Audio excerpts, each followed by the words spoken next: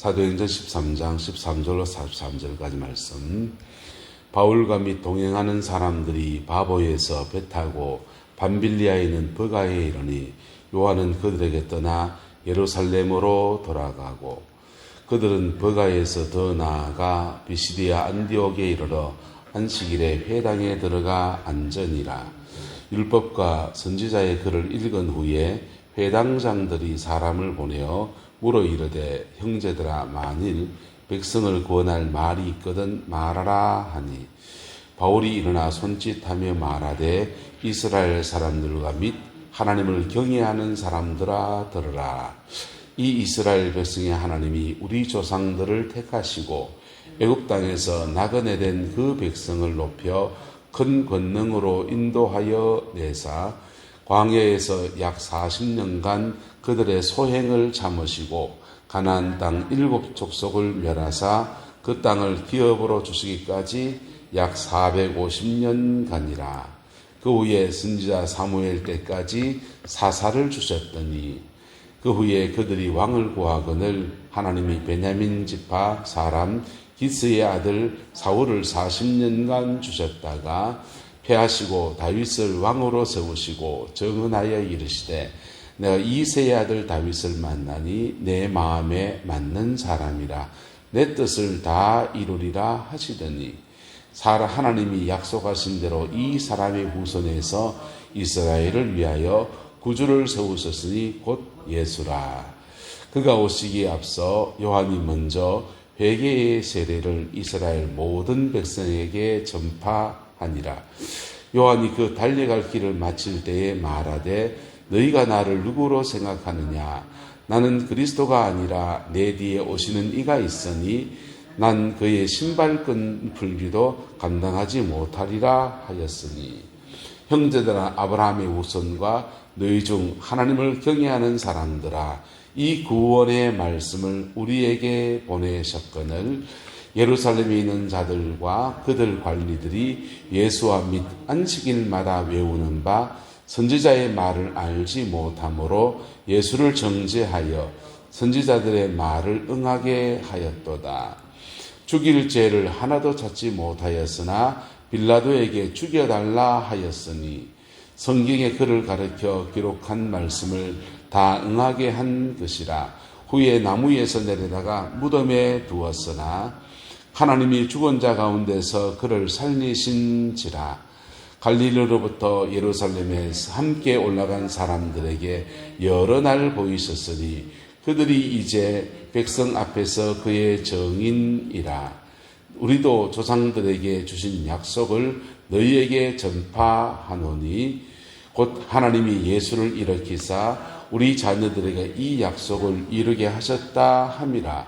시편 2편에 기록된 바와 같이 너는 내 아들이라, 오늘 너를 낳았다 하셨고, 또 하나님께서 죽은 자 가운데서 그를 일으키사 다시 썩음을 당하지 않게 하실 것을 가르쳐 이르시되, 내가 다윗의 거룩하고 밑번 은사를 너에게 주리라 하셨으며, 또 다른 시편에 일렀으되 주의 거룩한 자로 썩음을 당하지 않게 하시리라 하셨느니라. 다윗은 당시에 하나님의 뜻을 따라 섬기다가 잠들어 그 조상들과 함께 묻혀 썩음을 당하였으되, 하나님께서 살리신 이는 썩음을 당하지 아니하셨나니, 그러므로 형제들아, 너희가 알 것은 이 사람을 힘입어 죄사함을 너희에게 전하는 이것이며, 또 모세의 율법으로 너희가 의롭다 하심을 얻지 못하던 모든 일에도 이 사람을 힘입어 믿는 자마다 의롭다 하심을 얻는 이것이라. 그런즉 너희는 선지자들을 통하여 말씀하신 것이 너희에게 미칠까 삼가라. 일렀으되, 보라, 멸시하는 사람들아, 너희는 놀라고 멸망하라. 내가 너희 때를 당하여 한 일을 행할 것이니 사람이 너희에게 일러줄지라도 도무지 믿지 못할 일이라 하였느니라 하니라. 그들이 나갈새 사람들이 청하되 다음 안식일에도 이 말씀을 하라 하더라. 회당의 모임이 끝난 후에 유대인과 유대교에 입교한 경건한 사람들이 많이 바울과 바나바를 따르니 두 사도가 더불어 말하고 항상 하나님의 은혜 가운데 있어라 권하니라. 아멘. 이 말씀의 축복과 은혜가 우리 내남 땅에도 온전히 풀어지게 되기를 예수님의 이름으로 축복합니다. 사도 바울과 바나바가 함께 1차 선조 여행을 떠났는데 선조 여행 중에 밤빌리아 버가에 이르렀더니 요한은 그들에게 떠나 예루살렘에 돌아갔다 했어요. 요한이 돌아갈 때 바울은 몹시 마음이 상했습니다. 왜냐하면 요한이 풍토병에 걸렸거든요. 그래서 풍토병에 걸려 열병에 걸렸는지 풍토병에 걸렸는데 그 병 때문에 사도 바울이 옆에서 병고안을 하고 또 안수기도 하고 계속 케어했습니다. 계속 케어해서 건강이 이제 회복되어서 그 요한 때문에 지체에 있다가 회복돼서 이제 버가에까지 갔는데 요한은 회복돼서 이제 다시 선교 여행을 또 가야 될 여정에서 버가에서 배 타고 예루살렘으로 도망가 버린 겁니다. 그래서 굉장히 괘씸한 마음이 들었고 그게 함께 동력하던 사람이 떠날 때 낙심한 마음도 들 수 있고 그렇지 않습니까? 근데 예루살렘에 돌아가고 바나바와 바울은 마음을 추스려서 어디로 갔느냐? 버가에서 더 나아가 비시디아 안디옥까지 갔다 했어요. 그리고 안식일에 어디에 들어갑니까? 회당에 들어갔습니다. 비시디아 안디옥에 이르러서 회당에 들어가서 갔더니 거기 동네는 좀 커서 유대인들이 몇이 있고 그들이 예배드릴 공간으로 회당 시나고게를 만들어 놓았습니다. 회당에 들어갔더니 그 회당에 이제 누구 나와서 성경을 이렇게 깨달은 바 있으면 나누고 그럴 수 있었거든요. 근데 사도 바울과 들어갔더니 율법과 선지자의 글을 읽은 후에 회당장들이 사람을 보내어 이르되 형제들아 만일 백성을 구원할 말이 있거든 말하라 이랬다는 거예요. 발언권을 줬다는 것입니다. 회당장의 발언권을 받아서 바울이 일어나서 말합니다. 말하는 대상을 보세요. 이스라엘 사람들과 및 하나님을 모하는 자들아, 경외하는 자들아 이랬습니다. 이스라엘 사람들은 혈통적으로 유대인들이에요. 하나님을 경외하는 사람들은 유대교를 종교로 받아들인 이방인들 또는 이제 남편이 유대인인데 아내가 이방인인 사람들 그렇게 해서 국제 결혼이 이루어진 사람들이나 또는 종교로서 유대교를 이렇게 신봉하고 아이고 나는 이방인이긴 하지만은 종교로서 하나님 여호와를 섬기는 것이 옳겠습니다라고 받아들인 사람들 그분들에게 말씀을 전했습니다. 말씀을 전한 내용을 보면은 격세의 지감을 느낍니다. 자, 17절부터 해서 쭉 이어지는 광야 생활의 예수님 얘기까지 쭉 이어지는데 이 모든 설교가 누구하고 너무 닮은지 압니까? 스데반의 설교와 너무 닮았습니다. 조금 첨삭이 된 것도 있고 조금 추가된 것도 있는데 큰 맥락이 스데반의 설교와 굉장히 유사합니다. 처음 설교, 바울 사도가 처음 회당에서 말씀을 전하는 설교가 스데반의 설교와 똑같습니다. 그가 스데반의 순교하는 현장에서 들었던 저건 아니야! 라고 들었던 그 설교를 자신의 입으로 똑같이 지금 하고 있는데 그 주제는 뭐냐? 따라서 예수가 구세주이십니다. 예수님이 구세주이시고 그분이 부활하셨다 이 얘기입니다. 그걸 전하고 그 말씀을 전할 때 그리고 결론적으로 말합니다. 그래서 하나님이 부활 얘기 쭉 하고 난 뒤에 그러므로 그 예수님이 오셨는데 그러므로 38절입니다.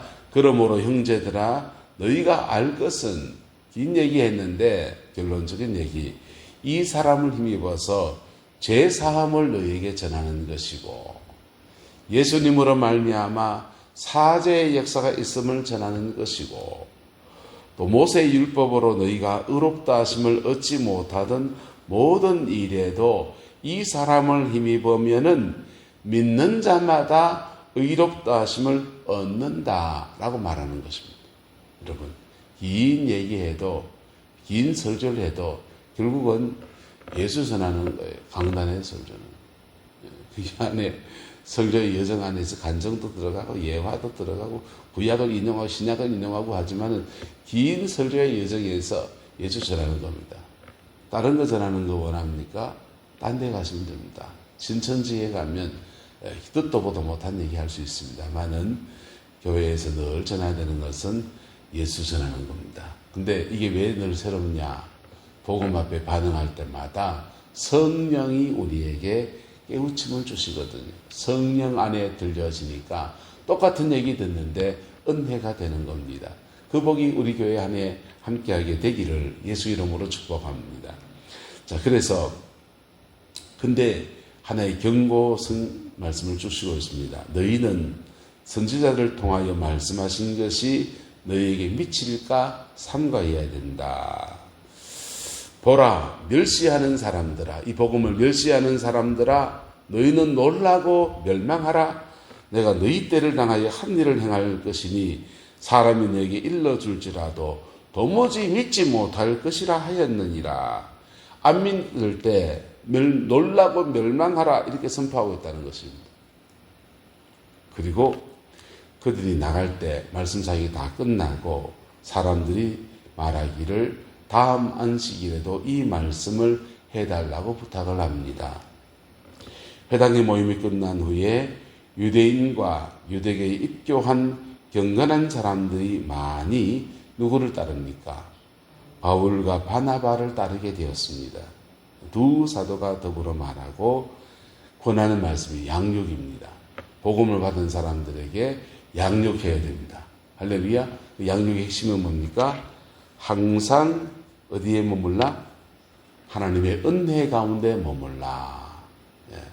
옆 사람 축복합시다. 항상 하나님의 은혜 가운데 있읍시다. 항상 하나님의 은혜 가운데 있읍시다. 그럴 때 놀라운 일이 납니다. 그때 복음을 영접하는 것은 한순간이고 믿음을 갖는 것은 한순간이지만은 기쁠 때나 슬플 때나 또 괴로울 때나 인생에 어려움이 있을 때나 뭐 할 때나 하나님의 은혜 가운데 있다 보면 묘한 일이 생겨납니다. 교회는 천사들이 모인 데가 아니에요. 때로는 악마 같은 사람이 있고요. 때로는 내가 악마가 될 때도 있습니다. 그래서 니네 없이 우린 죄성을 가지고 있는 존재예요. 그러나 이 교회라는 공동체 안에는 누가 계시냐? 성령님이 계셔요. 할렐루야. 그 머물러 있다 보면 이상합니다. 한 곱이 두 곱이 넘어가다 보면 때로는 사람을 용서해야 될 때도 있고요. 때로는 상처받은 것을 어떻게 주님의 은혜 아래 뛰어넘어 봐야 될 때도 있고요. 근데 그렇게 가다 보면 사람이 자라나는 거. 하나님의 기쁠 때나 슬플 때나 하나님의 은혜 아래 머물러 있는 저와 여러분 되시기를 예수님의 이름으로 축복합니다. 이것은 마치 결혼생활 같아요. 부부가 결혼의 혼인의 언약을 맺고서 그 다음부터는 때로 마음에 들지 않는 일이 있고 때로는 내 성이 안 맞는 일이 있어도 성격이 안 맞고 묵해도 거기에 머물러 있지 않습니까? 결혼생활을 유지하려고 몸부림을 치잖아요. 가정을 깨버린 사람들도 사실은 그 몸부림을 치다 하다 안 되겠는 거죠. 근데 어쨌든 최선을 다해보려고 애를 쓰지 않습니까? 근데 그 애쓰다 보면요. 용서도 해야 되고요. 용납도 해야 되고요. 극복도 해야 되고요. 그렇게 뛰어넘다 보면 이상합니다.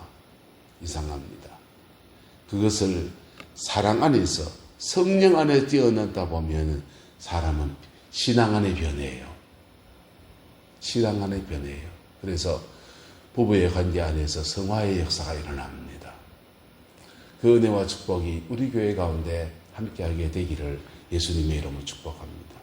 때로는 사람에게 부딪힐 때 그 뛰어넘다가 안 되면 하나님 앞에 무릎 꿇는 난 왜 이거 안 됩니까? 무릎 꿇을 때 그때 하나님은 내가 감당하기 너무 힘든 사람이면 피하기도 하시고요. 넘어서기도 하시고요. 극복하기도 하시고 여러 가지 은혜를 주시기도 하고 여러 가지 방법으로 그 사람을 함께 사는 법들을 터득해 나갑니다. 그러면서 은혜는 놓치지 않으면서 사람과의 관계가 어떻게 풀어가는지를 배우게 하십니다.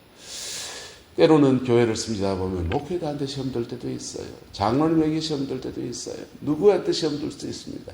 때로는 내가 시험을 해서 남을 시험 들게 합니다. 그게 인생사예요.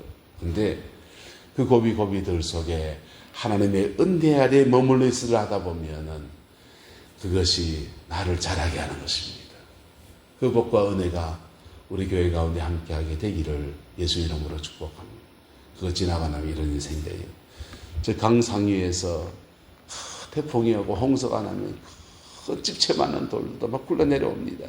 막 굴러내면 돌길이 막 꽝꽝꽝꽝 부딪혀요. 빵빵 부딪혀 이쪽 떨어져 저쪽 떨어져 나가고 떨어져 나간 조각들이 모래가 되고요. 떨어진 조각들이 더 내려가고 강하울이 가면 돌들이 몽골해집니다. 몽돌이 됩니다.